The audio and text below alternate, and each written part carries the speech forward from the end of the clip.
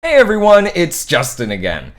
In this lesson, we're going to be talking about mutually exclusive events and how to calculate their probabilities. By the end of this lesson, you will be able to identify if events are mutually exclusive, and you'll be able to calculate the probability of events with multiple criteria. First, we'll discuss what mutually exclusive means, and then we'll complete 3 example problems. So before I tell you anything about mutually exclusive events, I want you to do a little bit of thinking about a deck of cards. See if you can make any predictions about what mutually exclusive means along the way. All right, let's talk cards. How many cards in a deck are a king or a queen, and how many cards in a deck are a king or a heart? Pause the video now to answer these 2 questions.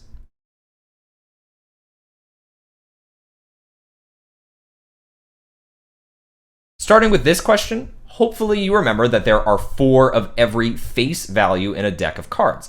So there are 4 kings and 4 queens.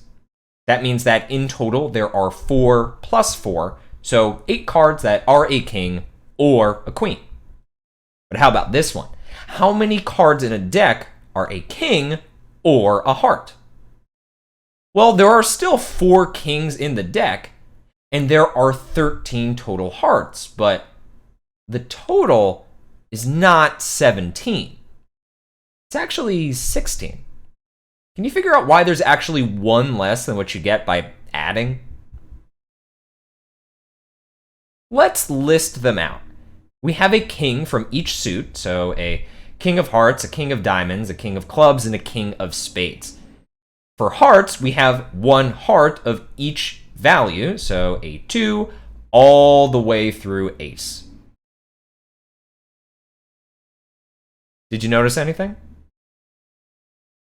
Our king of hearts is being counted on both lists.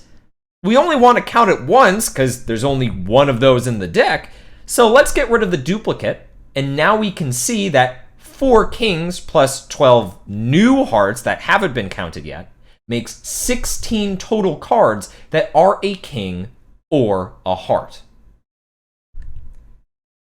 Now, what does all of this have to do with mutually exclusive events? Well, mutually exclusive events are ones that cannot happen at the same time, so there's no overlap between them. The word events is just another way to describe criteria. So, looking at these 2 scenarios, being a king card and a queen card are mutually exclusive because a king cannot also be a queen, while being a king card and a heart card are not mutually exclusive because a king can also be a heart. Now notice that both of these problems were asking for how many outcomes in a deck met certain criteria, not the probability of picking them, which is why we didn't have to use the probability formula. It's also why our answers are not between 0 and 1. If these had been asking for probability, they would have either included the word, like this, or they would have used the notation P of, like this. Let's get into some practice problems that do ask for the probability to see how this will work. Our first example problem says that Jack's closet contains 4 long-sleeved shirts, 5 long-sleeved button-ups, 8 short-sleeved t-shirts, and 4 long-sleeved Henleys. If he chooses a shirt at random, what is the probability that he chooses a button-up or a long-sleeved shirt? Notice that now we're being asked for probability, so we're going to need to use our simple probability formula. How many total possible outcomes are there? Well, 4 plus 5 plus 8 plus 4 makes 21 total shirts that Jack can choose from. Now the question is, of those 21 shirts, how many are a button-up or a long-sleeved shirt? Let's imagine that we're looking inside Jack's closet. Let's consider the button-ups first. These 5 shirts are button-ups, and that's it. So there are just 5 total. Next up, let's think about what shirts are long-sleeved. His long-sleeved t-shirts have long sleeves. His button-ups have long sleeves. And his Henleys have long sleeves. So 4 plus 5 plus 4 makes 13 total. So if there are 5 button-ups and 13 long-sleeve shirts, does that mean there are 18 total outcomes that meet the criteria here? Well, are being a button-up and being long-sleeved mutually exclusive, or are there any shirts that are in both categories? Let's count. 1, 2, 3, 4, 5 button-ups, and 1, 2, 3, 4, 5, 6, 7, 8, 9, 10, 11, 12, 13 long-sleeved shirts. Uh-oh. Are you seeing the problem here? Yeah, I counted the button-ups twice. Once with my blue boxes and once with my red circles. So these are not mutually exclusive. How can I account for the overlap here where I counted the button-ups twice?